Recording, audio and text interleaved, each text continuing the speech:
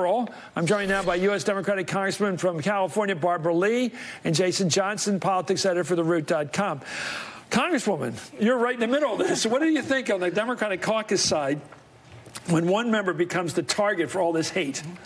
Well, first of all, the hate is disgusting, but that's who they are. The Honorable AOC, she is actually really engaging with young people. She's really bringing forth optimism and a lot of energy and creativity, and she's connecting with people, and that's what we need. That's what our democracy needs, Chris. And so we're seeing more new voters, more younger people really beginning to understand what their government is about, and that's for the people. We've got candidates running for president. Martin O'Malley, for example, I think is running again. And John Delaney would kill for publicity like this. Yes. They don't get any attention. And then she's out there brilliantly, obviously getting support in the progressive community, but also fire. I mean, Ben Stein's a guy with brains.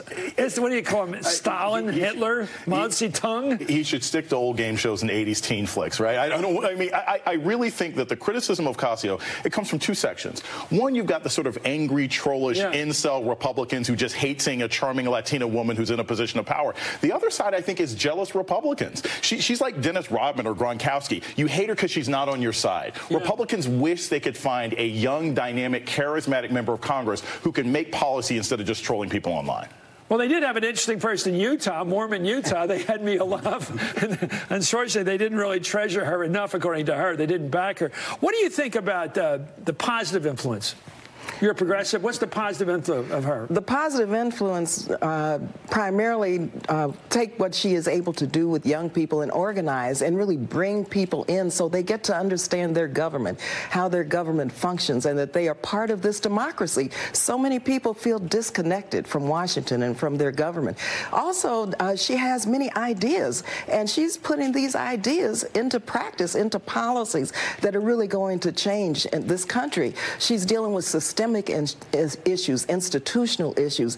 You know, Trump didn't start all the bad stuff that's happening in this country. And so we have some basic... He didn't start the Iraq War. You're right about that. You're right about that. So she's addressing some of the basic reforms and changes that this country needs at its core. Well, let's talk politics, because politics has gotten under Trump especially. That is one thing that's changed. Nicknames, personal attacks, no more just an ideological battle, which is legitimate, which we'd love to have. Right. Why are they going after her personally, making fun of her? It's almost like she's getting the Pocahontas treatment pretty early. Oh, yeah. Well, like I said, they're afraid. She is a Latino woman. She's Puerto Rican. And you have to remember that the sort of whipping boy of this administration has been Latinos, even more so than black people. And I can say that Mexicans are this, and these people are that, and how they're treating Puerto Rico with these sort of white nationalist policies. Are Americans. Exactly. This administration doesn't treat them as if they are. So Ocasio-Cortez is not only a member of Congress, but she's someone who can powerfully speak back against these issues. And here's the thing, Chris, in 2020, millennials are going to be the largest voting population. You need someone like that at the forefront. My hunch,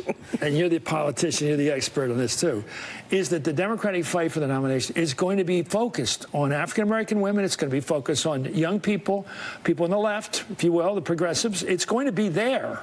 It's not going to be all white guys about this thing. Yeah, it's going to be there, but it's going to be those candidates who can bring the country together. And certainly, African-American women have been the backbone and the most consistent and smartest voters, really, quite frankly, of the Democratic Party. Is this all these years, I mean to say positively, all the years of backing white males for public office.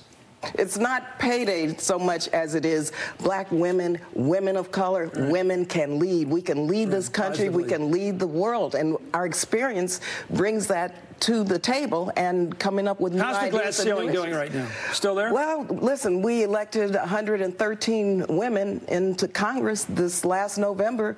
We have more women of color, more people of color ever. We have a more diverse Congress. And so I see this as a positive, and we're moving forward. You're one of the leaders. You're one of the pioneers.